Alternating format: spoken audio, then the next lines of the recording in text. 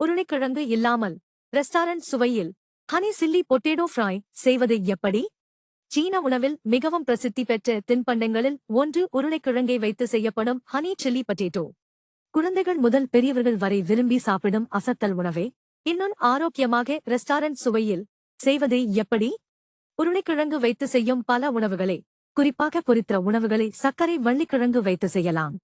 Honey chilli potato ரெசிபியை சர்க்கரை வள்ளிக்கிழங்கு வைத்து எப்படி செய்வது? சர்க்கரை வள்ளிக்கிழங்கு 3 பெரியது, சோளமாவு 1/4 கப், மைதா மாவு 1 டேபிள் ஸ்பூன், உப்பு, காய்ந்த சிவப்பு மிளகாய் 2, பெரிய வெங்காயம் சிறிய துண்டுகளாக நறுக்கியது 1 கப், குடைமிளகாய் அரை கப் பொடியாக நறுக்கியது, தேன் 3 ஸ்பூன், பூண்டு paste, chilli sauce, soya sauce, தக்காளி சாஸ், எள் ஆகிய அனைத்தும் தலா 1 ஸ்பூன். சர்க்கரை வள்ளிக்கிழங்கை தோல் சீவி நீளமாக வெட்டி சில நிமிடங்கள் சூடான நீரில் வேக வைத்து எடுக்கவும்.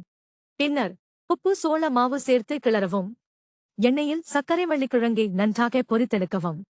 பொரிக்க வேண்டாம் என்று விரும்புபவர்கள் குறைவான அளவு எண்ணெய் ஊற்றி வறுக்கலாம். இன்னொரு கடையில் எண்ணெய் ஊற்றி பூண்டு பேஸ்ட், வெங்காயம், குடைமிளகாய் சேர்த்து வதக்கவும். பின் சாஸ், உப்பு மற்றும் பிற பொருட்களை சேர்த்து நன்றாக கிளறவும். பின்னர் அதிக தீயில் பொரித்த சர்க்கரை வள்ளிக்கிழங்கை சேர்த்து எள் தூவி 3 நிமிடங்கள் வறுக்கவும். சூடான சுவையான சர்க்கரை வள்ளிக்கிழங்கு ஹனி சில்லி பொட்டேட்டோ தயார்.